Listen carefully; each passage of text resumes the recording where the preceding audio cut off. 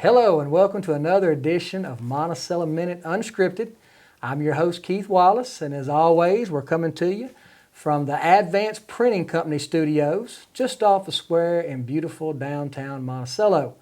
We'd like to thank our sponsors as always, Monticello Chevrolet GMC and Arkansas Superior Federal Credit Union. Today we've got a great show for you. We've got one of my favorite people here as our guest, and she's going to talk to us about something that's incredible community service, and she's here to represent the Junior Auxiliary, which we're going to find a lot out about today. So I'd like everybody to give a warm welcome to Halley Ryburn-Powell. Thank you for having me. Welcome to the show, Halley. Thank you. If you would, just kind of tell our customers out there a little bit about yourself. I was born and raised in Monticello.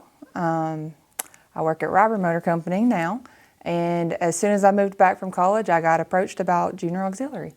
And I was a little hesitant at first, but it's one of the best decisions I've ever made. Wow, that's good. That's good. We were talking earlier before we started filming about how far back JA goes in Monticello. Yes. 84 years. Yes. That's a long time for a service organization to be operating. And I think that's a testament for that when it stands a test of time like that, of what all good it accomplishes. And I know we also talked a lot about how many projects JA's involved in, because you're involved in a bunch. For the purpose of time, we're going to narrow it down to just a few. Yes. And many people probably are familiar with a lot of these projects because they've been around for so long and they've done so much good in our community. Can you tell us about a few that you've already done this year? So this year we've already had our swimming project, and that is where we provide swim lessons at a very affordable cost for 2 weeks. And we hire Miss Mary Ramsey as our swim instructor, and she has additional instructors there to help assist. Okay. And we see over 200 students come in each year. 200 kids getting swimming 200 kids that are taught how to swim. And that happens out at the city pool? It does. One of my little cousins actually learned how to swim there, and she was not at all ready to swim, and she went to the JA swim lessons, and she came out confident and jumping in the deep end by the end of the week. Wow, that's great. That is great. That's definitely a service that the whole community can get behind. Everybody needs to take swimming lessons if they don't know how and learn how to swim. What's another one that y'all have recently been a part of? So coming up, we have one of our big projects, which is Christmas boxes and toy drive. So we are starting the toy drive call today, actually.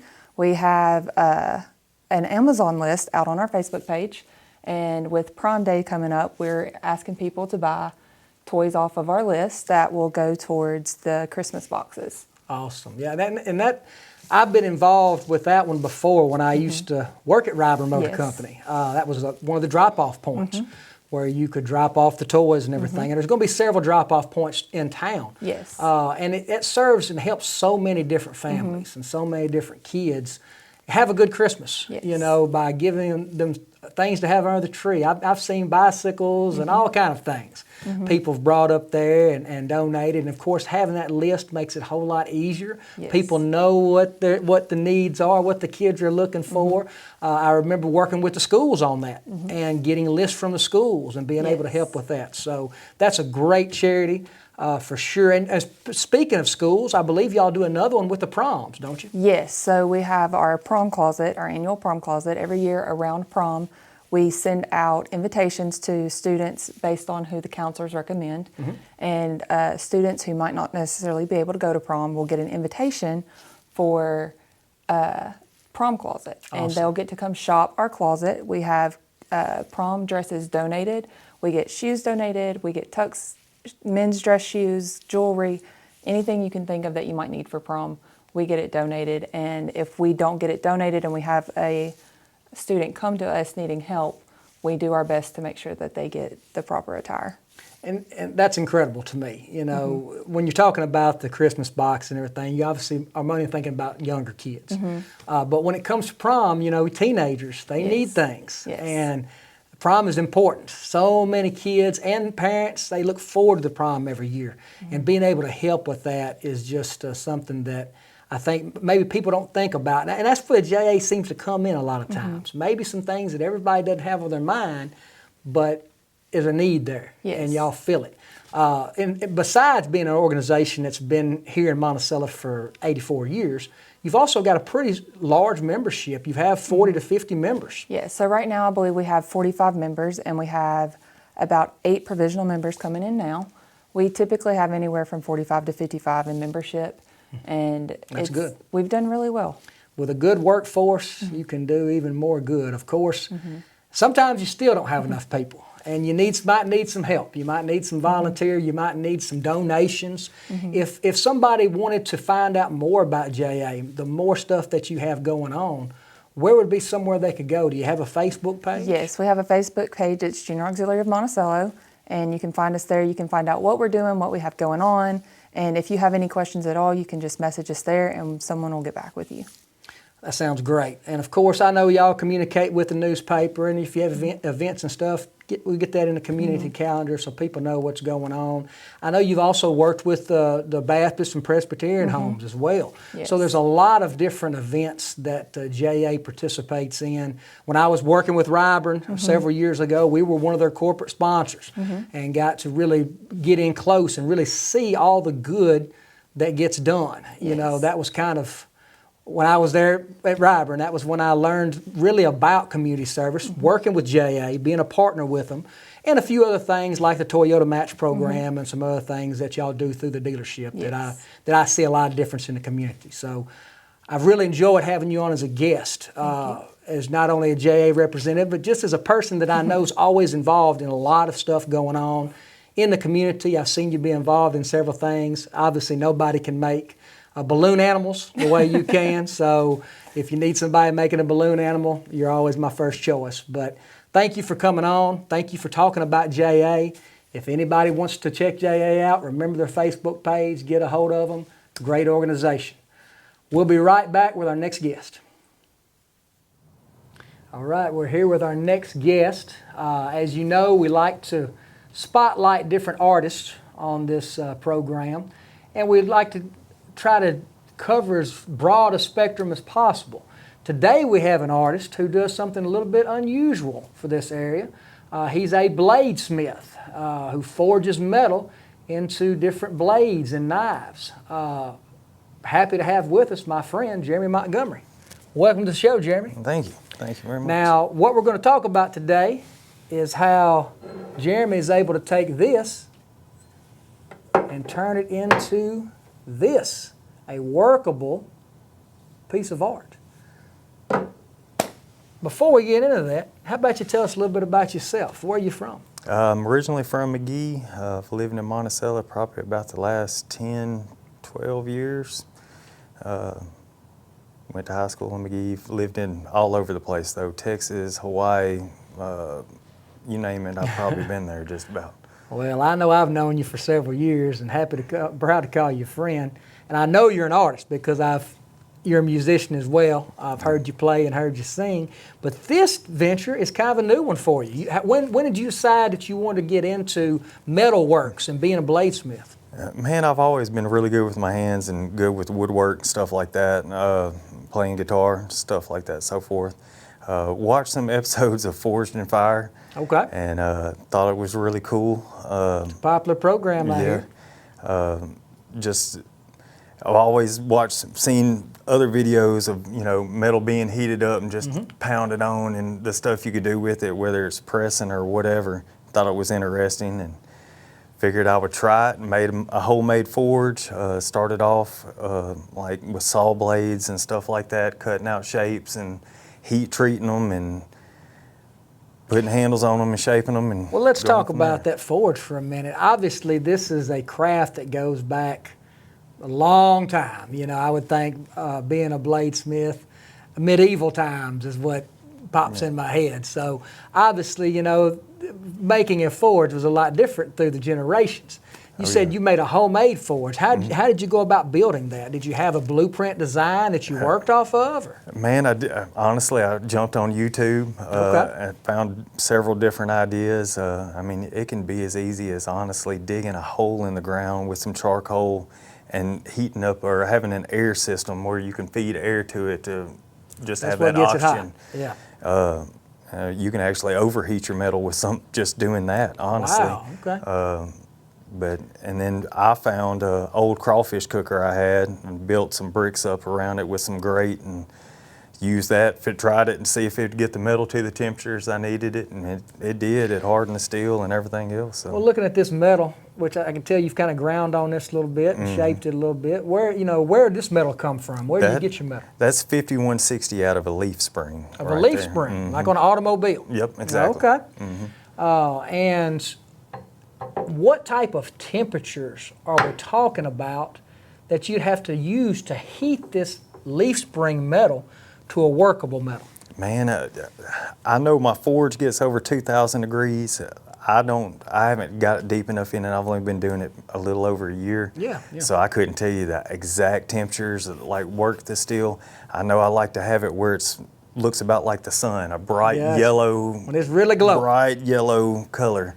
Where it's hard to look at. It's so bright coming off of it. And then once it cools down to, a kind of a reddish, dark red color at most, I usually put it back in the forge just to keep it from cracking or anything. Seems to be what I've seen on all the research I've done. Well, that's fascinating. I do know when you quench it, you want it, quench it in oil and so forth to harden the blade. You want it around 1400 to 1450.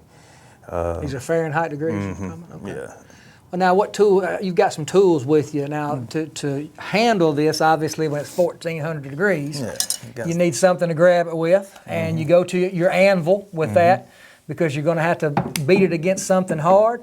And then it looks like you've got a. That's called a cross peen. Cross peen hammer. Okay. Well, I've heard ball peen hammer, but this one's obviously shaped a little bit different. What type of weight do you think this thing is? I think that one's 2.5 or 3 pounds. Gotcha. That's Yep, right says there, right there, 3-pound hammer. And you just hold that metal on your anvil and just start pounding. Whooping it. Okay. Well, good. You got to have something hard. I almost broke the table right then. Now, building a blade obviously takes a lot of work, a lot of hot work. I'm guessing there's a lot of sweat goes on when you're working with this type of temperature. But when you get your blade shaped down and you start doing your final polishing, what do you use for that? Man, that's a lot of hand sanding. Hand sanding? Like sandpaper and just sanding it. Because it's going to come off initially looking pretty rough like that to an extent. I've used a belt sander to do a lot of my shaping on the blade and the handle after I get it on there. But to get it to actually that shine, it's a lot of hand sanding and just working up to an incredibly high grit. It usually takes about a good 2.5, 3 hours. Not a lot of mechanical. It's all about using what you have and being an artist when you're shaping that. And of course, the blade is beautiful, obviously. I don't know if you can see it good with the camera, but very, very beautiful blade. But the handle is also very impressive, just a complete work of art. How do you go from these wood planks to this type of polished, shaped handle? Pretty much the same thing. Hand sander to get your profile and shape and everything, get where it feels good in the hand, and then after that, hand sanding it to where it's smoothed out. Then usually some linseed oil or food grade wax or something like that to kind of give it a little shine and finish on it. Use some a braiding system to put it together?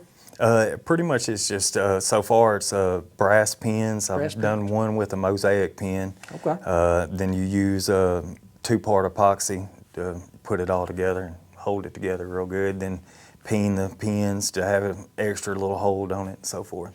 Well, you talked about, going on YouTube to learn a lot of things, and that's such a great tool that how'd we ever get along without it? I always say that there's a lot of things that have been done wrong, but YouTube seems to be one thing that was done right. You can get on there and you can find explanations of things. Have you put any of your work on YouTube? Do you have a YouTube channel? If I somebody do wanted not. to? I Okay. only have a Facebook and Instagram, which I'm not real active on. Well, let's talk about your Facebook page. Now, it's under the name of your forge, which I believe is called Fireworm Forge, correct? Exactly. Fireworm Forge. So if you'd like to look at some of Jeremy's work and follow along with him, go to Facebook, type in Fireworm Forge, and he'll pull right up. And once he gets some more products out there, may even see a YouTube page start up one day. Who knows? Might go that route. Who knows? So far, how many knives do you think you've made since you've been doing this? Maybe 15. 15. Okay. And what's your goal moving forward? What would you like to see your forge turn into? Man, I do it as a side hobby. I work already 40 hours a week on another job, and I just do it for fun. I definitely sell them. I mean, custom work. If you want a custom knife, I can make you one. Awesome. I've got about a 8 or 9 month wait. Okay. Because I mean, I do them all pretty much by hand, and it takes a minute, and doing it just in my free time. So. Well, art takes time for sure. Yeah. If somebody wanted to get a hold of you, would Facebook be their best opportunity? Facebook Messenger probably would be the best route. Well, of course, I follow you on Facebook, and I was actually been following along the last month and saw where you were using your craft and using your art to help people in the community.